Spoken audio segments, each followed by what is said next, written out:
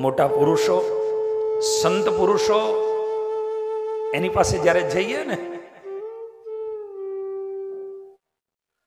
ત્યારે ત્યાં જઈને એકાદો પ્રશ્ન કરીને બેસી જાઉં, એમાંથી ઘણું બધું નીકળે. પણ ત્યાં જઈને આપણે આપણું સામર્થ્ય બતાવવાની શરૂઆત ન કરવી, નહીતર આપણે એનાથી, એના જ્ઞાનથી, એના આશીષથી આપણે વંચિત રહી જઈએ. આપણે મંદિરોમાં મોટા પુરુષોની પાસે જતા શું લેવા હોઈએ છીએ?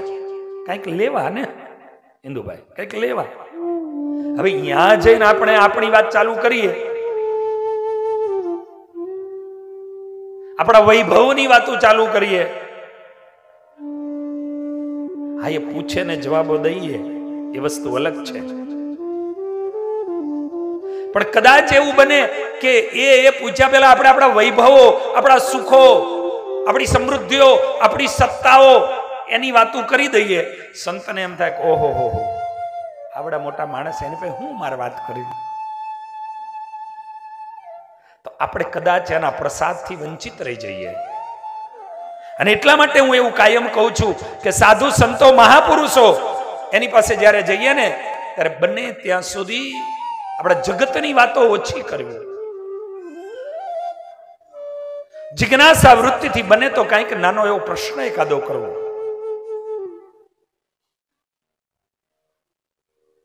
પણ આપણે આપણા જીવન સંબંધી પછી એમાંથી વાતો નીકળે ને પૂછે ને જવાબો દઈએ જુદું. પણ ઘણાને કેવું આવે એટલે પોતાની જ શરૂ કરે, અમારે એમની કથા સાંભળવાની. એ જગતમાં તો તમે કરો જ છો. એમાંથી હળવા બનવા માટે, એમાંથી સહજ બનવા માટે સાધુ સંતો, ત્યાગી પુરુષો એની પાસે તમે જાઓ છો અને ત્યાં જઈને કંઈક કરો.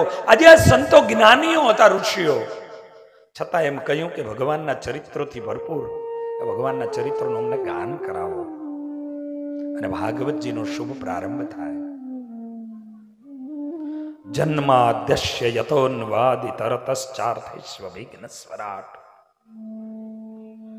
તેને બ્રહ્મરુદાય આદિ કવયે મુહ્યંતિ યત શૂરયઃ તેજો વારી મૃદા યથા વિનિમયો યત્ર ત્રિસર્ગો મૃષા ધામના સ્વેન સદા નિરસ્ત કુહકમ સત્યમ પરમ ધીમહિ.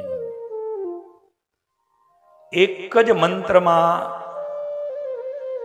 આ જગતનું બધું જ્ઞાન આપી દીધું.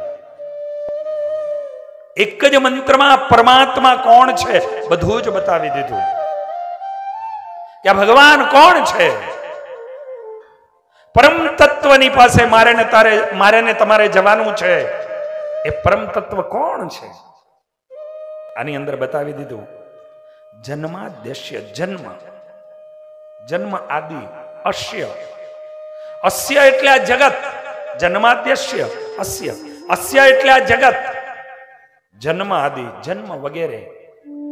આ જગતની અંદર જન્મ વગેરે જે કઈ થાય, યત જેનાથી થાય છે.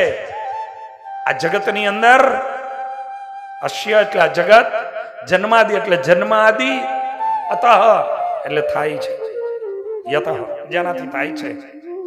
તે કોણ? તે પરબ્રહ્મ છે. એ પરમાત્મા છે. અને એ પરમાત્મા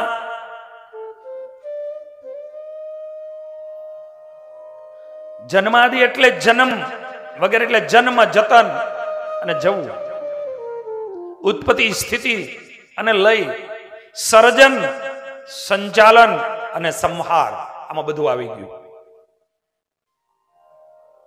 શું કહ્યું? જન્મ, જતન અને જવું. આ ત્રણમાં જ આખું જીવન આવી ગયું ને. જન્મ થાય, એનું જતન થાય એટલે એને મોટો કરવામાં આવે, એને સાચવવામાં આવે, અને જવું છેલ્લે જતા રહીએ. જન્મ, જતન અને જવું, બસ આ જ જીવન છે. આ ત્રણની બીચમાં સમાયેલું આખું જીવન છે. ઉત્પત્તિ, સ્થિતિ અને લય એની એ જ વસ્તુ છે. ઉત્પત્તિ, સ્થિતિ અને લય કરી નાખ્યા, જતું રહેવું. સર્જન કરવું, સંચાલન કરવું અને સંહાર કરવો, યતઃ જેનાથી થાય છે, તતઃ માટે, યહ એટલે એ બ્રહ્મ, એ પરમાત્મા, એ શ્રી હરિ સ્વયં નારાયણ છે. એ બધું જ જાણે છે. સ્વરાટ એટલે પોતે સ્વયં પ્રકાશે યુક્ત છે.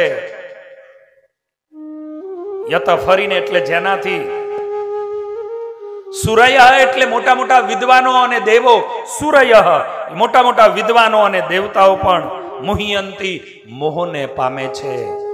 આ ભગવાન કેવા છે કે જે ભગવાન આ જગતના સર્જન કરે, વિસર્જન કરે, સંહારો કરે, એકના ઈશારા માત્રથી આ બધું જ ચાલે છે. એવા ભગવાનની લીલામાં મોટા મોટા વિદ્વાનો પણ મોહ પામી જાય છે. મુહ્યંતી મોહ પામી જાય છે.